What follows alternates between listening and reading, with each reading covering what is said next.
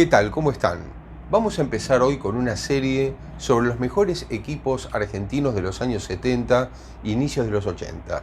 ¿Y por qué digo esto? Porque en más de un video ustedes habrán visto en este canal que hago referencia, porque cuando siempre se dice cuál fue el mejor equipo de la historia del fútbol argentino, se tiende mucho en general a votar equipos que uno no vio. Por eso siempre hago hincapié en que a mí me gusta siempre juzgar o analizar o criticar equipos que sí vi. Me parece que es lo más importante. Lo que uno no vio le pueden haber contado, pero no es lo mismo que haberlo vivido o que haberlo visto. Entonces, bueno, yo empecé a ver fútbol a fines de los 60, creo que con más criterio todavía desde los 70, por eso voy a tomar equipos que además creo yo, de lo que vi, por eso vuelvo a insistir, es la mejor década de las que vi, de estos 50 años últimos del fútbol argentino. Por lejos además, no por poca distancia, por mucha distancia, porque creo que fue una época muy especial que se daban una cantidad de situaciones que coincidían muy importantes. El regreso a la democracia, una especie de situación de fiesta, entre comillas, de contexto de esperanza, de ilusión, una renovación del fútbol argentino después de lo que había sido malos años con fútbol muy defensivo, esa Copa Libertadores de los 60 con batallas campales, con partidos en los que prácticamente los equipos se paraban todos en mitad de cancha y jugaban al offside y casi no se veía nada. Yo creo que a principios de los 70 comienza una renovación con técnicos jóvenes, con técnicos diferentes, aparece una camada de jugadores que también, eso es un poco azar, pero una camada de jugadores que coinciden brillantes. Estamos hablando de los Alonso, Bocchini, JJ López, Potente, Ferrero, Ortiz y muchos más que podría estar mencionando. En este video entonces voy a hablar de Huracán de 1973, que yo creo que es en el fútbol moderno argentino en los últimos 50 años tal vez uno de los 2 o 3 mejores, sin ninguna duda.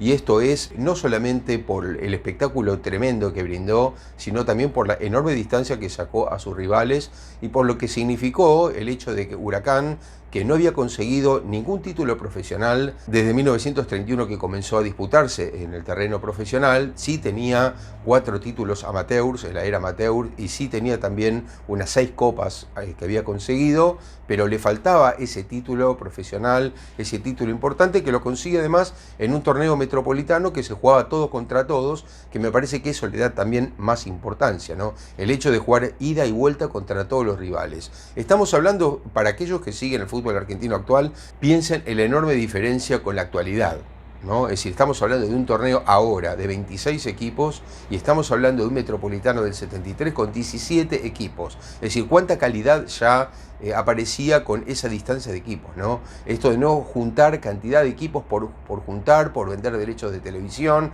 por hacer negocios. Jugaban los mejores en primera división. No hacía falta tener una enorme cantidad de equipos y si uno toma en cuenta lo que pasa en Europa es más o menos hoy parecido. No tantos equipos, sino que realmente jueguen los mejores. Bueno, ni hablar de lo que era 1973, un año muy bueno para el fútbol argentino local, también era un año de clasificación para el Mundial de Alemania 74 y esto va a tener repercusión en la segunda rueda de Huracán, pero vamos a ir por el principio.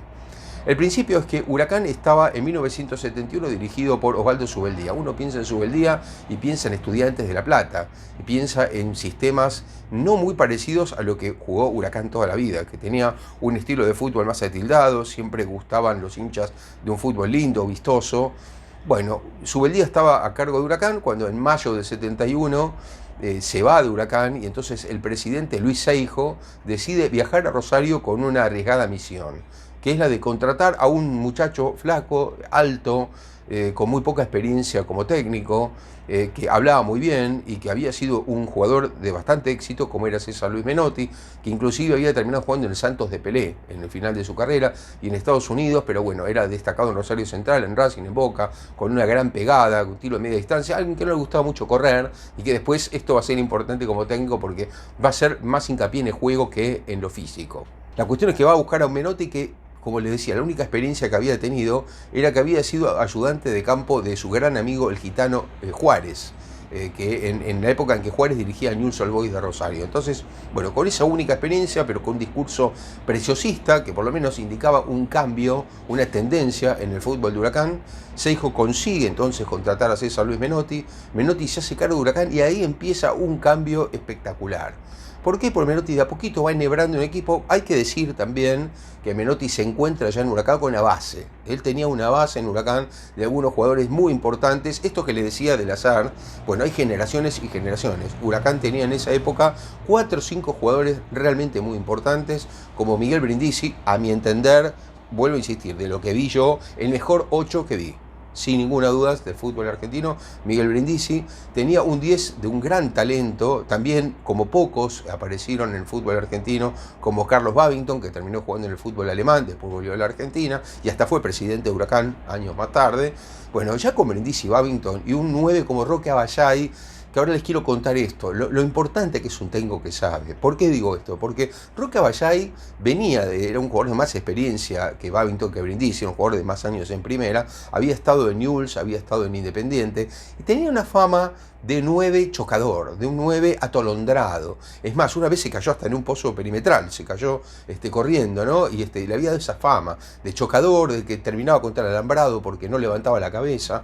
Bueno, con Menotti, Aballay se va a transformar en un jugador completamente distinto, un jugador que asociado al equipo, que levantaba más la cabeza, que pensaba, y ya con Brindisi de 8, con Babington de 10 y Aballay de 9, bueno, ya empezaba a tener una base. Se iba a sumar a esto que iba a haber 2 jugadores que venían del Racing campeón de América y del mundo con Pizzuti, como eran el uruguayo Nelson Chavay, lateral derecho, y nada más y nada menos que el Coco Basile, un Basile ya veterano, que se iba a transformar un poco en el lugarteniente de César Luis Menotti en Huracán, ¿no? Un segundo marcador central con mucho carácter, con mucha fuerza, que iba a buscar el cabezazo. Bueno, lo mismo que hacía Basile en Racing, pero ya siendo un poco mayor. Y después de esto, otra cosa que va a empezar a ocurrir es que van a ir apareciendo jugadores que Menotti va a elegir de otros equipos que van a encajar muy bien en el sistema. 2 arqueros que venían de las inferiores de Huracán, como Pichín, Roganti y Leyes, arqueros realmente buenos arqueros. Cantú en la defensa, un jugador que ya venía también de antes, de Huracán de los 60, de principios de los 70, otro jugador que ya un histórico de Huracán. Va a venir Fatiga Russo, que era un volante central realmente muy dúctil, muy bueno también. Bueno, de a poquito va a ir armando el equipo. Ya en el 72 se empieza a ver los primeros rasgos de este Huracán nuevo, un Huracán distinto. Y piensen algo interesante, 1972 fue un gran año de San Lorenzo, el gran rival barrial de Huracán, ¿no? San Lorenzo Huracán es uno de los grandes clásicos del fútbol argentino, un clásico muy porteño, muy de Buenos Aires, pero es un gran clásico. Y en ese año de 72 San Lorenzo fue bicampeón, ganó el Metropolitano y el Nacional. Les cuento también esto. En esa época se jugaban 2 torneos. Desde 1967 la AFA implementó el torneo nacional, que era un torneo corto, a mi entender un poco, era casi un favor que se le hacía a los clubes de provincia como para incluirlos, o sea, no muy buena idea, pero una idea al menos un paso adelante de lo que había sido hasta ese momento el profesionalismo, de colocar algunos equipos en la última parte del año en un torneo más corto, en grupos, en los que los equipos del interior del país tenían una mínima posibilidad de cotejar con los de Buenos Aires y alrededores. Bueno, se juegan esos 2 torneos, Metropolitano y Nacional. San Lorenzo en el 72 ganó los 2 torneos, el Metropolitano y el Nacional. Sin embargo, Huracán ya le pega un baile a San Lorenzo, del Toto Lorenzo, ganándole 3-0 un partido que muchos hinchas de Huracán recuerdan. Y ya por eso les digo, en el año 72, Huracán anduvo cerca de clasificarse para la final del Nacional, anduvo bien en el Metropolitano también. Es decir, ya era un Huracán en crecimiento.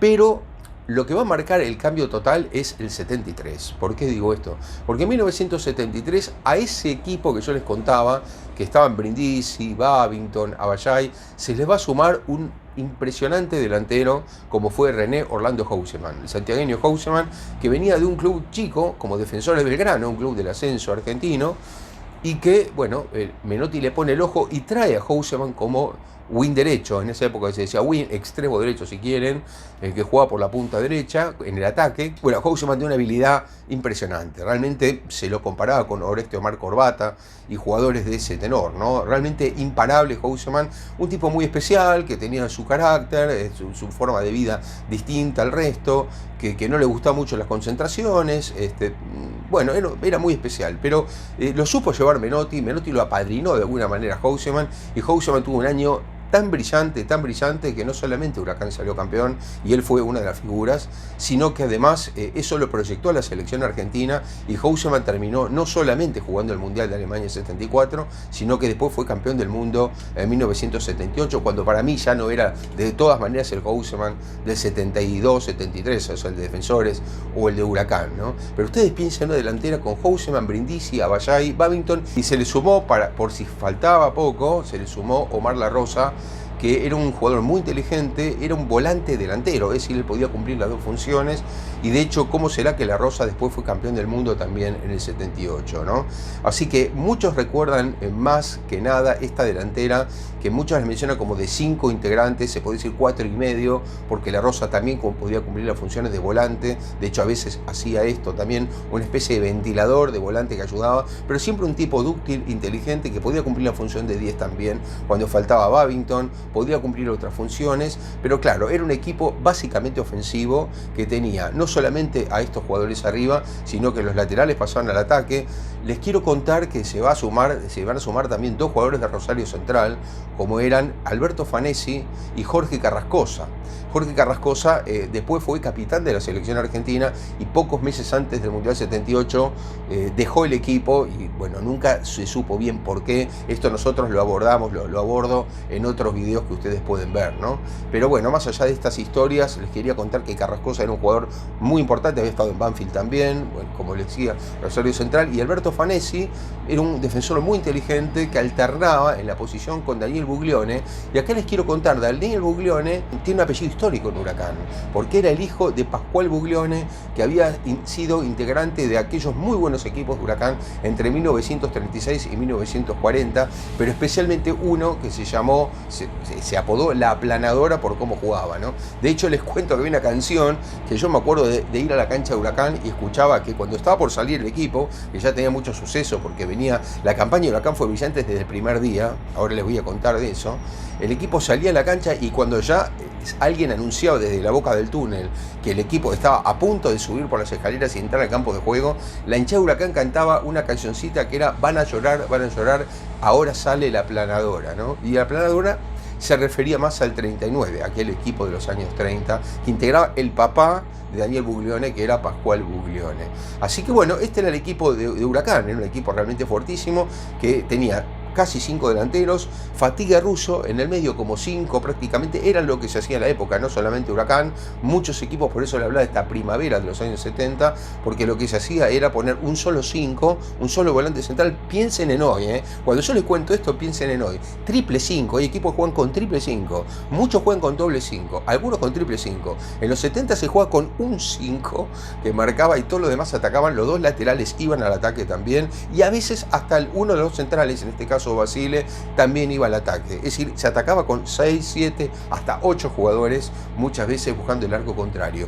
Y esto que les cuento no es solamente un dato que les doy, porque ahora analicemos cómo empieza esto, porque Huracán mostró la declaración de intenciones desde el primer partido. Ese Huracán debuta y le gana 6-1, así como escuchan, 6-1 a Argentinos Juniors. Ese fue el debut de Huracán. Después le ganó 2-0 a Newell's en Rosario.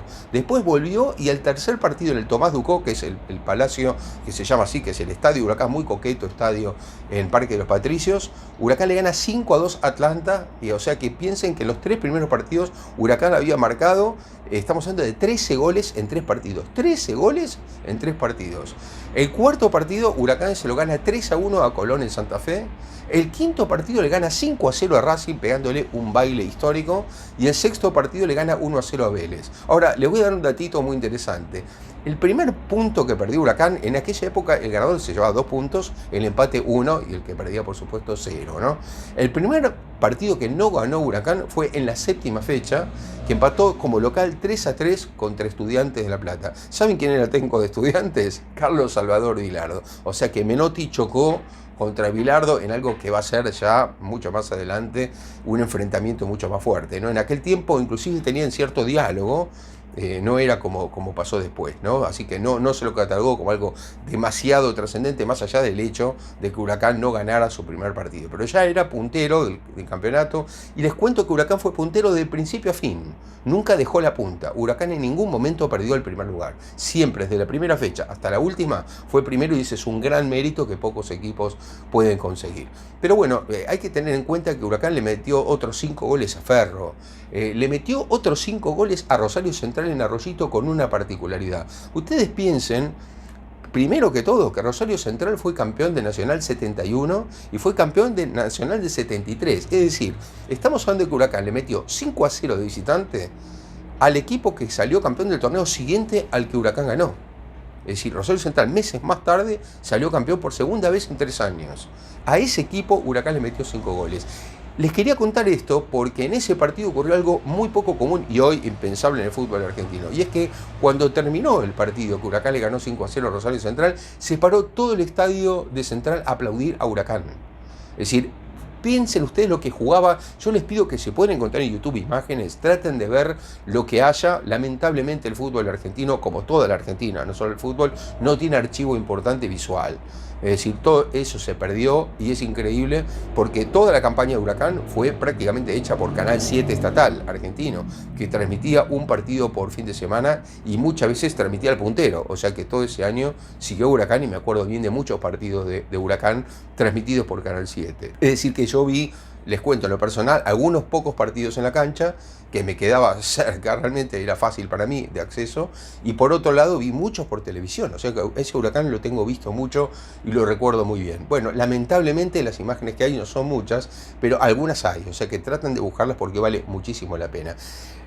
Fíjense que la segunda rueda, sin embargo, no va a ser lo mismo que la primera. La primera rueda, Huracán termina a 2 puntos de ventaja sobre Independiente y sobre River, que eran los que lo seguían.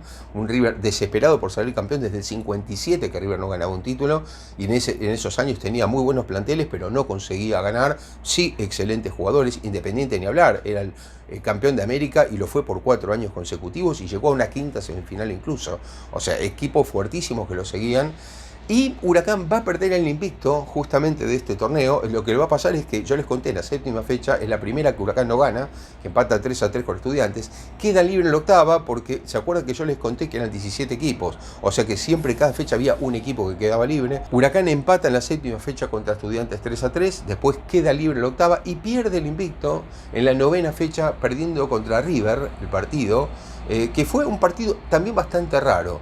Porque no es que Huracán solamente perdió, es que Huracán tuvo 2 penales que le cobraron, los 2 los pateó Miguel Brindisi y los 2 se los atajó Perico Pérez, el arquero de River, que era un gran especialista en atajar penales. Así que Huracán bien podía haber ganado ese partido, tuvo las ocasiones, pero lo termina perdiendo. El único puntito por ahí complicado por Huracán, de todas maneras esto está relacionado con la segunda rueda que yo les comentaba, es la derrota por 4-1 contra Boca, que fue una derrota dura para un equipo como Huracán, acostumbrado a hacer muchos goles, y que lo goleen era poco habitual. Pero bueno, ese Boca jugaba realmente muy bien, tenía muchos jugadores muy buenos, como le pasaba a River o Independiente, y le ganó el partido. Lo que les conté era que en segunda rueda, pese a que Huracán mantuvo el primer lugar siempre, no fue lo mismo que la primera, porque algo que pasó es esto que les contaba de la clasificación para el Mundial de Alemania. Entonces, ¿qué pasó? Enrique Omar Sívori, que era el técnico de la selección, empezó a llamar a muchos jugadores de Huracán. Esos jugadores a veces se concentraban con la selección y no jugaban en algunos partidos. Entonces el nivel del equipo disminuyó un poco, la cantidad de goles también bajó, no fue para nada lo de la primera rueda. Piense que el Huracán terminó la primera rueda con 46 goles a favor. 46 goles a favor, una locura, una cantidad de goles tremenda, pero hacían muchos goles en cada partido, y en la segunda rueda ya no fue lo mismo. Sí que quiero señalar también, para terminar, algunos otros jugadores que formaron parte de ese Huracán y que fueron base de equipos futuros, es decir, cuando ya se fue desmembrando este equipo de Huracán, porque algunos de los jugadores, por ejemplo, se fueron a equipos europeos. Brindisi se fue a jugar a Las Palmas, Babington se fue a jugar al fútbol alemán, en fin, fue cambiando, ¿no? El equipo. Entonces, algunos jugadores de segunda línea que entraron en esa segunda rueda cuando ya la selección se llevó a varios jugadores de Huracán y ya no fue lo mismo, está para mencionarse, porque, por ejemplo, Del Valle, Quiroga, Scalise, Carlos Leone, un número 5 que jugaba cuando Fatiga Russo no podía jugar, hablamos de muchos, mencioné a Cantú, a Leyes, etcétera. Había una gran cantidad de jugadores que compusieron un gran plantel que quedó en la historia del fútbol argentino, no solo porque ganó, sino por lo muchísimo que jugó y por cómo agradó a la vista, porque fue un equipo espectacular que dio un show en cada uno de los partidos. Espero que les haya gustado este video, les pido como siempre que pongan me gusta acá abajo, que lo compartan y no olviden de suscribirse. Hasta la próxima.